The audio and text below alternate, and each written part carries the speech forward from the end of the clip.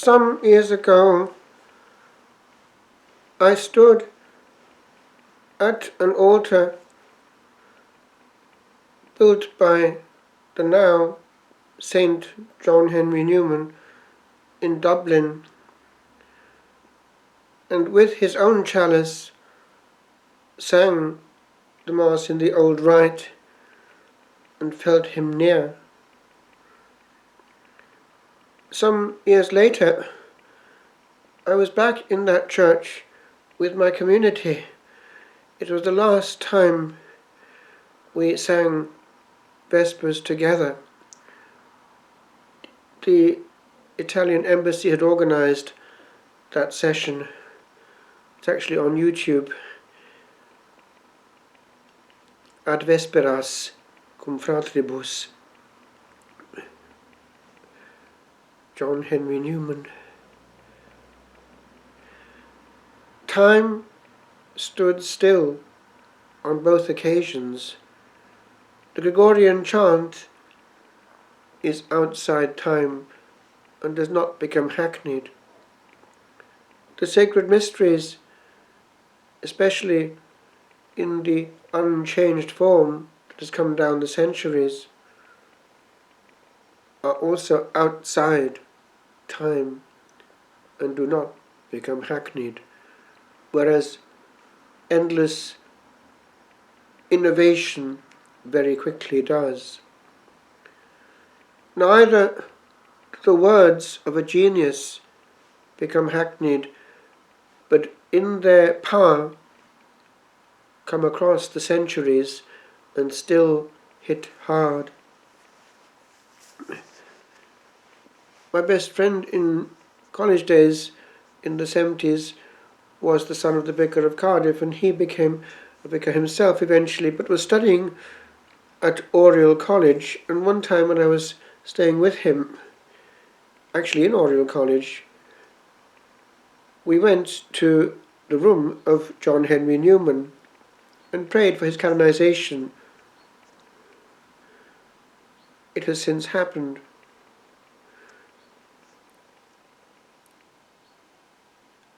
Later, when doing theology in Bangor,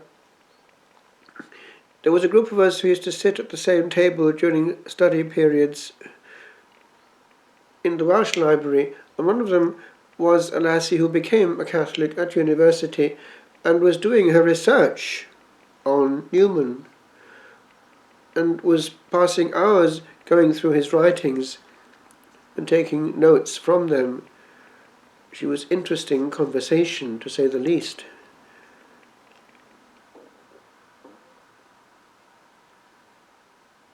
Things happen sometimes unexpectedly, and it can be one small event which can hugely push things over. It was one such which tipped the balance in the end with Dr. Newman. It was an event, strangely enough, in the political sphere, when Parliament decreed that there should be created a bishop in Jerusalem for Anglicans and all Protestants. He realized the implications of this, and it was thus far and no further. Strangely enough, over the years, I keep on, and always have, kept bumping into Newman. I remember at the age of 16 or 17, there was a lady in our parish who was very much devoted to Newman and owed her conversion to the Catholic Church to him. She had picked up his writings and came across one section where it talked about the nature of the Church. The Catholic Church is a field surrounded on all sides by bits of itself. She put down the book and went to ask for instruction to be admitted into the Catholic Church. She had been a Methodist. And she wanted me to go over to investigate the oratory founded by Newman in Birmingham, to which he was very devoted. I did write to the superior, and years later I came across that superior, Father Winterton, in Rome, but nothing actually happened, except that I got a good reply back. Maybe I should have listened, because it was an interesting formula. Well, one thing that happened was that he was given a word by somebody who obviously was an instrument of providence at the time, which changed the whole orientation after his reception into the church. He got this hint from Bishop Wiseman. Maybe you should think of the oratory founded by St. Philip Neri. Newman could have gone either way or any way at that point. He would have been well able to become a Jesuit, for instance, or a Dominican, or even actually a Benedictine. But he took this hint seriously and went to Rome to investigate. And he realized that the formula, which was contemplative and active, could well fit in to England and adapt itself to the English situation, and actually even further afield, because he also started in Ireland, hence the church there in the centre of Dublin, St. Stephen's Green, the University Church, which could have become an oratory and would have become had he stayed there.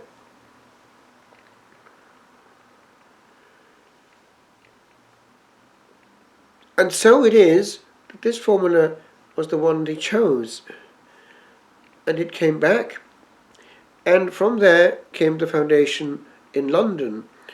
First of all was built the smaller oratory, it's called now the Little Oratory, and then the huge church next to it, which is very much a centre of beauty and excellence, one of the best on earth.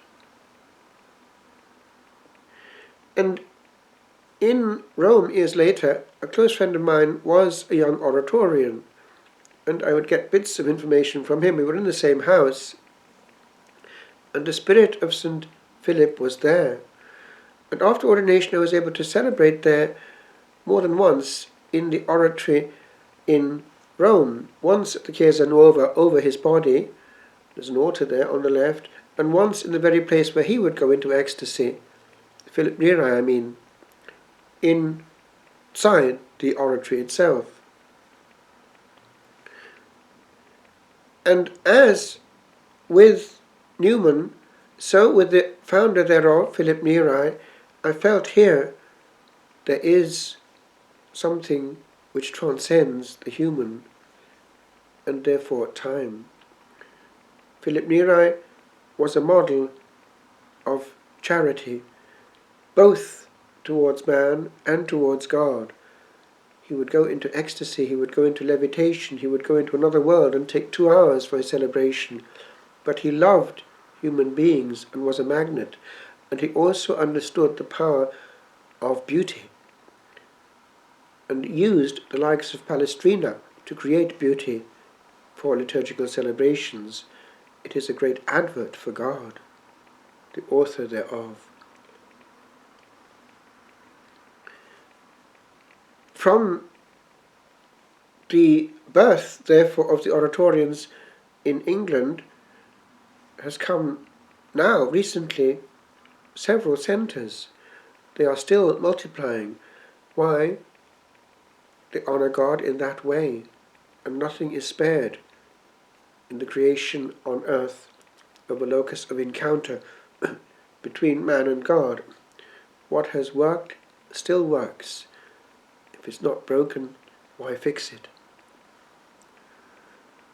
And even now in Wales it is starting in Cardiff. With regard to what Newman saw, it is interesting because he has this logical mind which is able to put things very well in powerful phrases. And so, having lived, first of all, as an evangelical within the Anglican Communion, he knew the importance of certain things and was able to use their arguments to examine their validity. The argument from religious experience, a proof of the work of grace. The argument from church history, as though the Anglican Church were a branch of the Catholic Church. And with his logical mind, he's able to get to the floor and just explode it with one last word, hitting hard at the end. He never raised his voice or used his arms to make gestures. It was just the power of the word, and it was enough. He would be a very good patron saint for England, as would indeed Thomas More. These have in them both the quintessence of the English spirit with its wit, and also that human warmth which is a proof of authenticity, of interiority expressed in charity. After his death, testimonies came out of the woodwork with regard to people who had had his help discreetly to cover medical bills in the poor area of Birmingham. And even as an Anglican pastor, he was a lover of souls. He was a model pastor, indicating by that very fact that there is sanctity, of course, in Protestantism. But in his case, he couldn't stay there after a certain point because the light was becoming too dazzling. And the question became no longer an intellectual debate within his mind, a game, but a question of salvation. Can I remain where I am and be saved?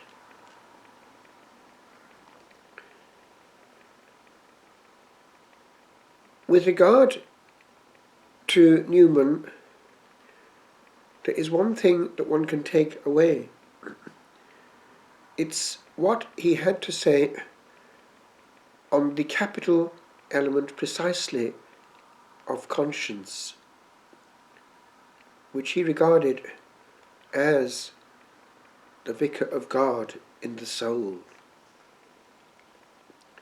He, therefore, when writing the likes of Lead Kindly Light, was struggling with that supreme judge, the conscience.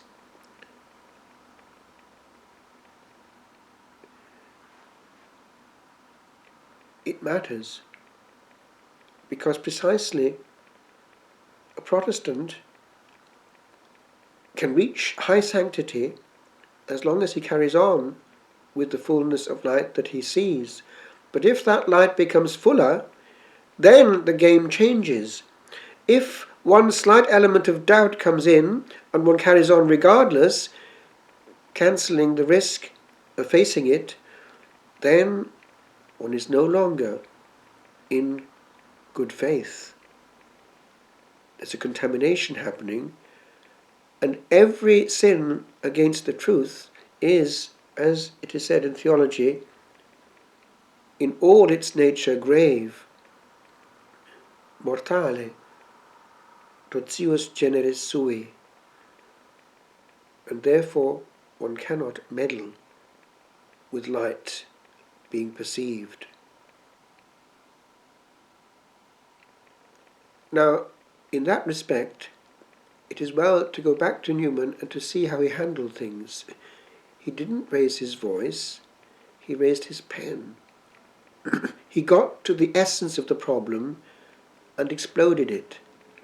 That's how it's done. Raising the voice is an indication that one is becoming nervous. Years ago, they found a note in the margin of a preacher. It said this, in his own writing: "Argument weak, raise the voice." That says it all. I go back to that happy moment at the altar there in Dublin, celebrating with the chalice of the now Saint John Henry Newman.